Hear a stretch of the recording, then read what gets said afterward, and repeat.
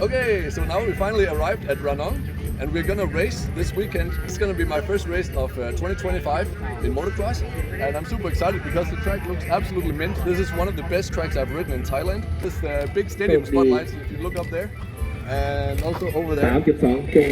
So there's actually gonna be racing in the nighttime, and I'm gonna be practicing in the nighttime. So if you follow along for this video, we'll have the chance to see what Thailand Supercross and motocross looks like. You can see it's a mix of motocross and supercross, but it's not like as dangerous as supercross because you can easily case a jump without getting hurt. Okay, so now we're signing up for the race, and this is all the officials here. We are racing for Team Orbiter Villas Phuket. Okay, so now we're getting ready for practice, and before we get started, I want to thank my sponsor for this race, which is Orbiter Villa Town Phuket. And if you want to invest in villas in Phuket, or you need a nice place to stay, check out the information in the description. And they both have villas for rent and for sale. Now I'm putting on the handguards. I didn't do that yesterday. I was actually worried yesterday. I had to tell my sponsor I was starting to get sick, but then I ate a bunch of painkillers. I had one painkiller for every meal, and then I didn't get sore body. I was starting to get sore body and getting weak. But today my muscles feel strong enough, so I'm ready to go. I'm gonna give it a shot and see what we can do.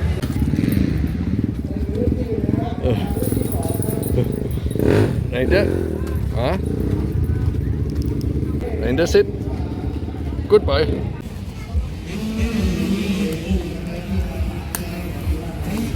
So here we got Tech 7 Alpine Stars. Best boots in the world.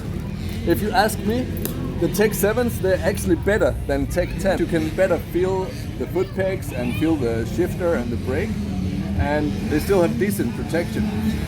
So that's a tip I got from one of my training buddies, Gordon, who is a really experienced rider. So thank you, Gordon, for helping me buy the best boots in the world instead of buying the Tech 10s, because I've tried Tech 10s as well, and it's not that easy to feel the foot pegs, I think, and that's really important to know what your feet are doing, right? Because the foot connection is where you put the most force into the bike. You're supposed to be loose on the handlebars and hard on the feet. So get some Tech 7s if you're gonna get some boots next time. And then I'd always like to do like this.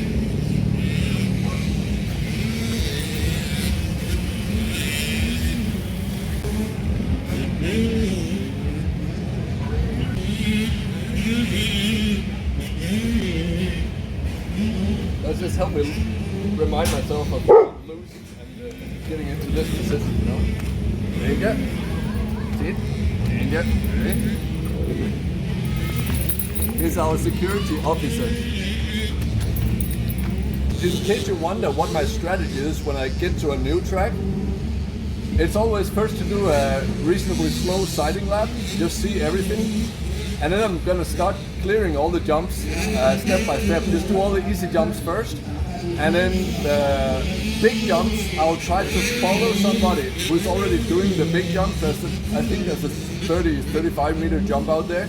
So I'm just gonna follow one of the fastest guys over the jump, then I'm sure do the exact speed. Then I don't have to make any guesswork, you know. And then after that, after I dialed in all the jumps and got used to all the obstacles, then I'll do some race starts and then sprint laps, like simulating race starts, including going to the inside of the turn, so cutting to the inside as you would probably do on lap 1, especially if you're in front. So do like inside sprint lap, and then restart, do another race start. And I can lock my own hole shot device, by the way, so that's really helpful. Because then you get used to both doing the race starts and the inside lines as well, and of course all the jumps. So let's go out and do that.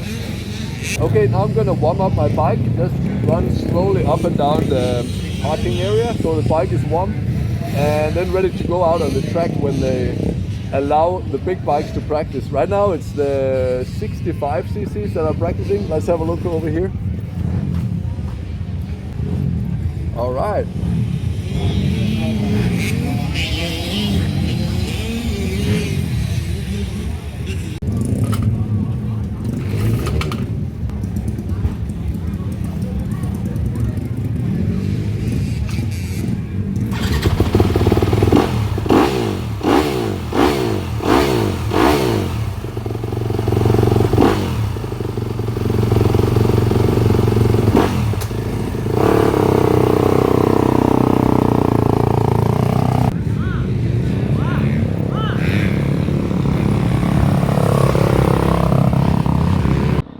Now I'll take you along for the first lap of the track, which is normally a sighting lap, you know, as I talked about before. But as you will see, I'll actually clear most of the jumps already on the first lap, because I realized that most of the layout of the track was the same as it was last year when I was here in August last year, if I remember correctly. There's only a couple of changes. So that first speed check jump was different here, but these doubles here are basically the same, and the same after this turn as well. And then I'll show you the new section. So here I just like jumped this small double and the next one as well, and then there's this speed check jump, which is just like a single jump onto flat, where I just rolled that one. So here, this is a new section, which is just 4 doubles.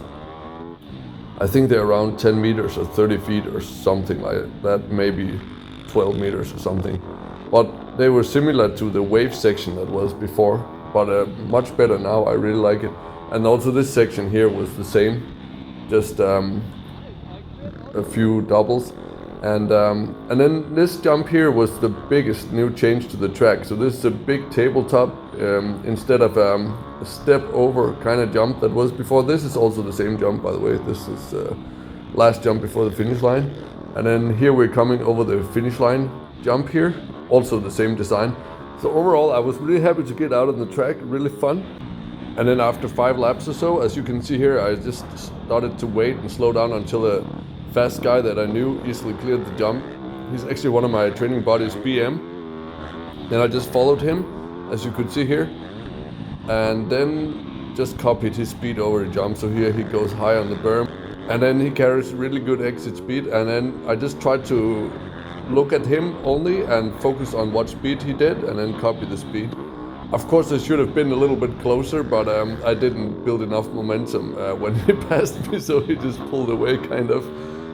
Also being one of the fastest guys in South Thailand, and he's only about 20 years old, so basically half of my age, so of course he's faster than me.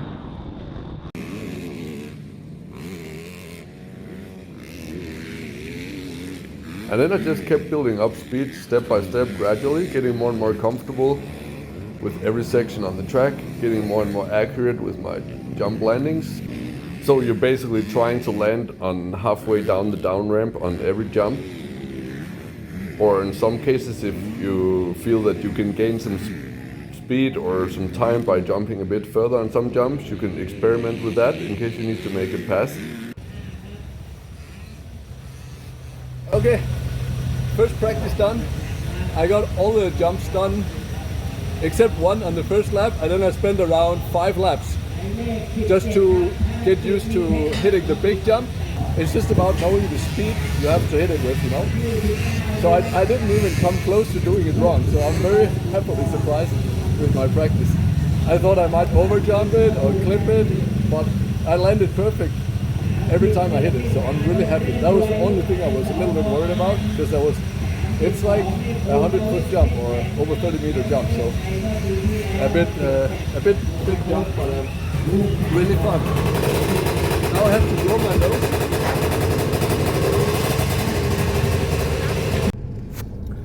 Okay, so now I'm sitting in the truck with some air conditioning, just cooling down, and then I'm gonna eat a banana, because I could definitely feel that I don't have the normal amount of strength and energy that I normally have, because I have a cold, and maybe if I didn't eat the painkillers I would probably have a fever now. So I'm gonna try to get as much energy into my body as I can for next practice, and then keep the practice short and effective, and then just go home early. เขาว่าชอบหมาไหมครับ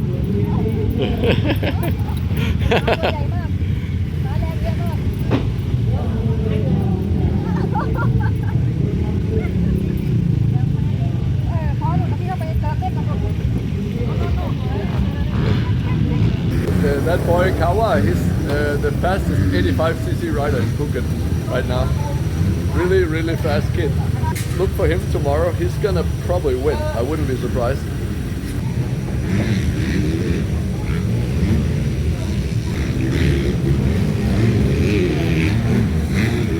By the way, thank you to my friend Richard for giving me some new gloves, because I started to have holes in my own gloves. So these are really nice. Thank you so much, Richard.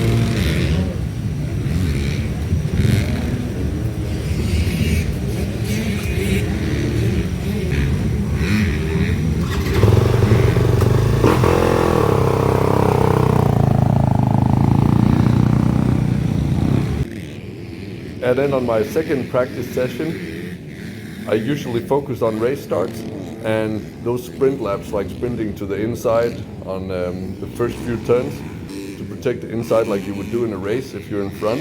And then again, just building up some more speed in the jump sections and then stopping again and repeating. And if you're sick, you know, it's actually also a really good strategy to not overexhaust yourself if you do these one lap sprints, because your heart rate doesn't really max out, it doesn't really get that high if you don't keep riding fast. Okay, so done for training today, and I'm pretty happy with how I feel. On the second session I felt way better and stronger than on the first one, so I can still ride pretty good even though I'm sick. On the first session I definitely didn't feel as strong as usual, so I have to be careful tomorrow not to practice too much because I can feel my body is not normal. So before we end the video, I just want to show you guys around how nice it is around here in the evening at the racetrack. So follow me along. So I just put my bike up here, but look how cozy it is. They have all these food stands here, and then here are all the tents. And then you can see over there is the track in the background. And then look, it have a clear sky. See you tomorrow, bye bye. Oh, they have like a beautiful bike competition. Oh, okay, that's cool.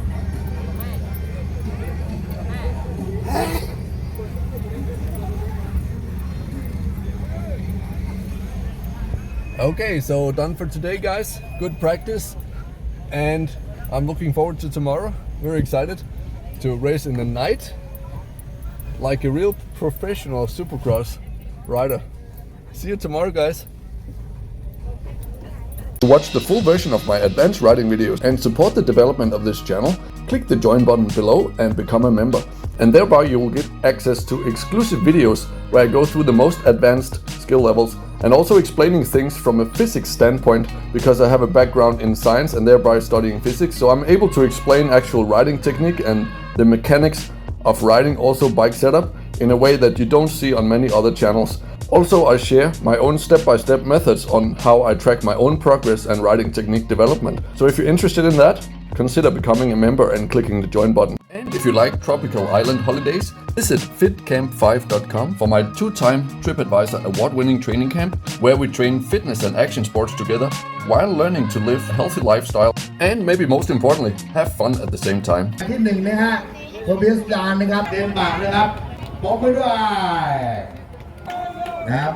And if you're really serious about improving yourself, you should definitely check out my full online courses, where I share step-by-step programs on how I develop my own routines over the last 12 years as a CEO working in 4 different countries, while being a successful competitive athlete with more than 20 years of experience in fitness and nutrition.